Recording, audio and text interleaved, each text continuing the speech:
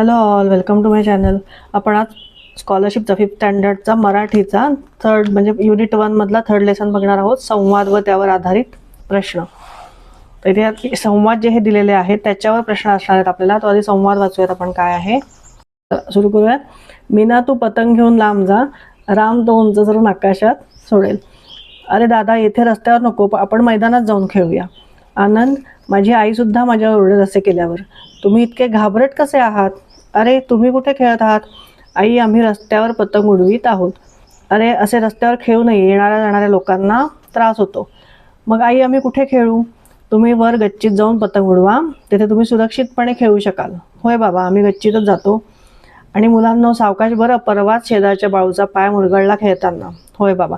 आता इथे बघा या संवादात विचारलं की किती जणांचा सहभाग आहे.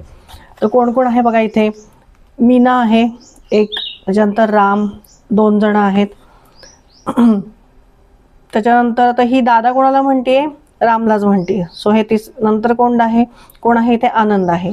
3रं झालं. त्याच्यानंतर कोण आहे? आई आहे इथे 4, आणि मग बाबा आहेत 5.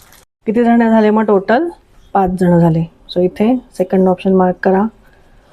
पतंग कोठे उडवावा असे मीनाचे म्हणणे होते. मीना काय म्हणत होती? इथे रस्त्यावर नको, आपण मैदानात खेळूया. म्हणजे तिचं म्हणणं होतं की मैदानात खेळायचं आहे. सो इथे थर्ड ऑप्शन.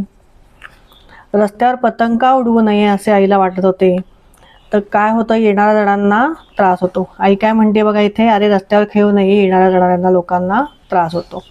सो इथे सेकंड ऑप्शन. चला पुढचा संवाद रीड करूयात. मुलांनो यावर्षी वर्ग सजावट स्पर्धेचे बक्षीस आपण मिळवण्याचा प्रयत्न करूया. आमची तयारी आहे सर. राम तू व तुझे मित्र वर्ग झाडून स्वच्छ करतील. हो सर, आम्ही वर्गाच्या भिंतीही साफ करू. मी सुविचारांचे तक्ते लिहीन. छान. मारिया तुझे अक्षर छानच आहे. सर मी रंगीबेरंगी कागदी तोरणांची सजावट करेन. शाबास सचिन, पण पताका कोण लावणार? मी सर. पण रतन तू पताका विकत आणणार? नाही सर, मी स्वतः घरी तयार करणार. सर आमच्या बागेत खूप फुले फुलतात, त्यांच्या माळा तयार करून आणीन. वा वा, शाबास शबीना, छान छान माळा तयार करून आण. सर मी रांगोळ्या काढीन. अगं मीना मी ते काम तुलाच सांगणार होतो. सर असा वर्ग सजवूया की आपल्या वर्गाचा पहिला नंबर आला पाहिजे. मुलांनो काळजीपूर्वक सर्व कामे करा. बघा आता इथे किती जण आलेले आहेत. किती विचारलं बघा. वरील संवाद केव्हा घडला असावा. आता हे सगळ्या कशाबद्दल बोलतायत? वर्ग सजावट करताना. म्हणजे मग इथे कुठला ऑप्शन येणार आहे? वर्ग सजावट स्पर्धेच्या वेळी, म्हणजे चौथा ऑप्शन. मीनाने कोणती जबाबदारी सांभाळण्याची तयारी दाखवली? इथे बघा आता मीनाला काय म्हणतायत? सर मी रांगोळ्या काढेन. मग ते सर तिला म्हणतायत अगं मीना मी तुला हे काम तुलाच देणार होतो. म्हणजे हे ते मीनाला म्हणतात. म्हणजे मीना काय करणार होती? रांगोळी काढणार होती. तर इथे थर्ड ऑप्शन. मुलांनी कोणती काळजी घेण्याचा सल्ला शिक्षकांनी दिला?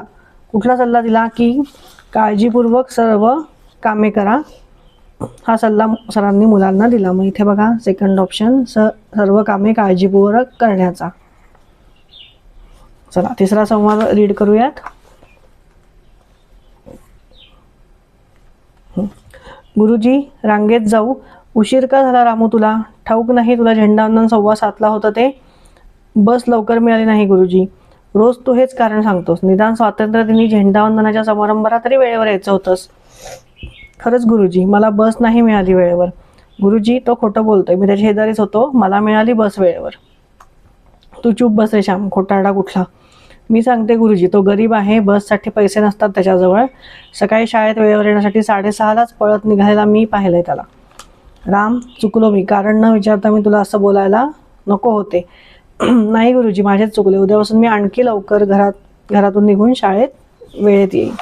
आता बघ ह्याच्यावर प्रश्न काय विचारले आहेत. रामूला शाळेत यायला दररोज उशीर का होत असे? तर त्याच्याकडे बसचे पैसे नसल्यामुळे तो काय करायचा? चालत यायचा. त्यामुळे चौथा ऑप्शन इथे. आपली कोणती चूक झाली असे गुरुजींना सांगितले? की त्यांनी न विचारताच रामूला म्हणजे कारण न विचारताच त्याला ते ओरडले, रागावले. म्हणजे इथे थर्ड ऑप्शन येईल. हा संवाद कोणत्या दिवशी झाला? तर झेंडावंदनाच्या दिवशी झाला. इथे बघा झेंडावंदनाचा इथे उल्लेख केलेला आहे. म्हणजे कधी झाला हा संवाद? झेंडावंदनाच्या दिवशी. Second option. चला संवाद 4 बघूयात.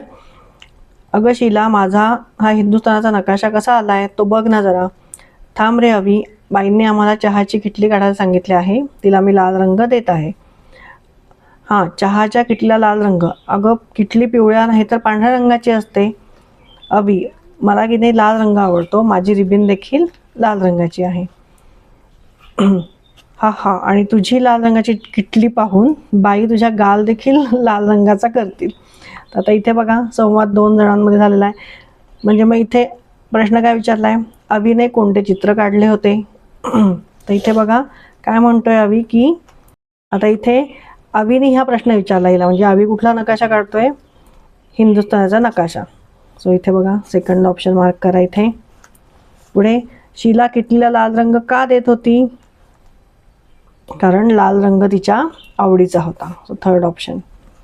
पुढे गाल लाल करणे हा वाक्यप्रचार इथे कोणत्या अर्थाने वापरला आहे, म्हणजे काय करणार, थप्पड मारणे, म्हणजे गालावर एक चापटी मारणे म्हणून गाल लाल करणे. सो इथे फर्स्ट ऑप्शन.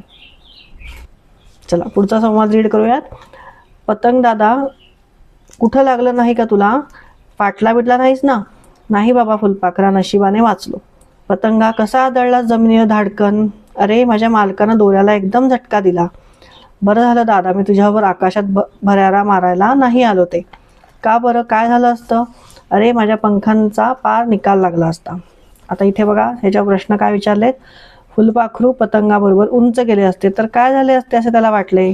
आत्ता इथे बघा त्यांनी काय सांगितलंय, माझ्या पंखांचा पार निकाल लागला असता, म्हणजे थर्ड ऑप्शन, आपल्या पंखांचा पुरता निकाल लागला असता. म्हणजे त्यांचे पंख तसे खराब झाले असते. निकाल लागला असते म्हणजे काय, त्याचे पूर्ण पंख फाटून वगैरे गेले असते, खराब झाले असते, असा त्याचा अर्थ आहे. दुसरं, फुलपाखराला पतंगाची काळजी का वाटली. त्याला का काळजी वाटली, कारण पतंग जमिनीवर जोराने आदळला होता. इथे बघा पतंगा कसा आदळला जमिनीवर धाडकन, म्हणून त्याला फुलपाखरू त्याची काळजी वाटली. सो इथे थर्ड ऑप्शन, फोर्थ ऑप्शन. पतंग जमिनीवर धाडकन का आदळला, कशामुळे आदळला, तर इथे बघा, अरे माझ्या मालकानं दोऱ्याला एकदम झटका दिला म्हणून झालं. म्हणजे बघा इथे पतंगाच्या मालकाने दोऱ्याला एकदम झटका दिल्यामुळे. So second option. तर इथे आता आपला युनिट म्हणजे हे संवाद व त्याचे आधारित प्रश्न हे संपलेलं आहे आपलं. त्याचा तुम्हाला व्हिडिओ आवडला असेल तर नक्की लाईक आणि सबस्क्राईब करा. थँक्यू.